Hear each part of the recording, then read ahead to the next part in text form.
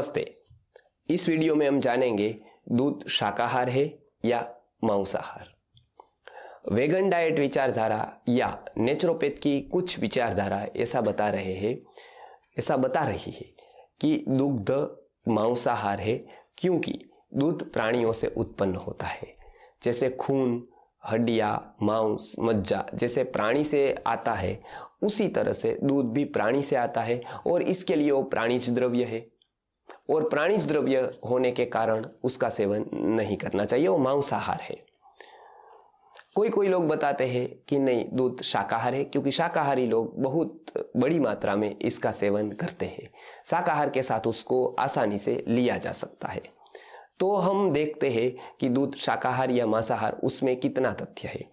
आयुर्वेद में बताया गया जो उत्पत्ति की प्रक्रिया, वो उत्पत्ति की प्रक्रिया में ऐसा है कि जो पशु जो आहार द्रव्य लेता है उससे ही दूध बनने की प्रक्रिया शुरू होती है। तो दूध प्राणियों के अंग से या प्राणियों से मांस, मज्जा, हड्डियों से तैयार नहीं होता है। वो जो प्राणी आहार के रूप में जो वस्तु लेता है उसमें ही प्रोसेस होकर वो दूध तैयार होता है। तो दूध की प्रॉपर्टी जो प्राणी आहार लेता है उसके ऊपर निर्भर होती है, न तो प्राणी के मांस, मज्जा, लहू पर। इसके कारण प्राणी पर निर्भर करता है कि दूध शाकाहार है या मांसाहार। एक तरह से देखा जाए तो दूध का वर्ग अलग रखा है भाव मिश्र जी ने भाव प्रकाश नामक संहिता में। अनेक प्रकार के आहार वर्ग का वर्णन किया गया है। मुख्यतः से उसमें 12 वर्ग है। उसमें तृणाहार है, उसमें शाक आहार है, उसमें अन्नाहार है, उसमें दुग्धाहार है, मांसाहार है, कृतान्न आहार है। इस प्रकार से 12 वर्ग दिए गए हैं, जिसको आप देख सकते हैं स्क्रीन पर। ये 12 वर्गों में से दुग्ध वर्ग को अलग अलग रखा गया है, मांस वर्ग अलग रखा गया है, तृण वर्ग अलग रखा गया है। तो इसकी चर्चा तो हम बाद में करेंगे, लेकिन दुग्ध किससे तैयार होता है उसके ऊपर निर्भर करता है। तो हमने उत्पत्ति में देखा कि वो वनस्पति कोई पशु खाता है, औषधियों को चरता है, तो जो उसका दूध है वो औषधियों और वनस्पति से उत्पन्न होने के कारण वो शाकाहार के जैसा होता है, तृणाहार के जैसा होता है।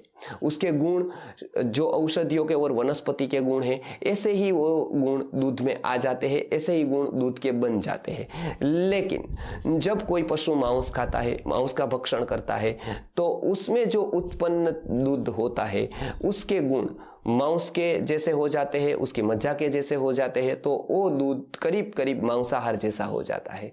तो दूध न तो शाकाहार है न तो मांसाहार है। दूध ये डिपेंडेड है कि वो उत्पन्न कहाँ से होता है।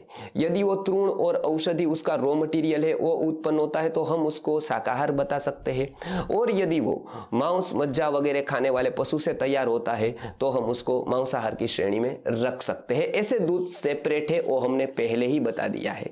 लेकिन यदि रखना पड़े तो उसको इस तरह के 2 डिवीजन करके रख सकते हैं। आयुर्वेद में भी ये डिवीजन करके सेव्य मतलब सेवन करने योग्य 8 प्रकार के पशुओं का दूध सेव्य बताया है। 8 प्रकार के पशुओं का दूध हम पी सकते हैं, ऐसा बताया है।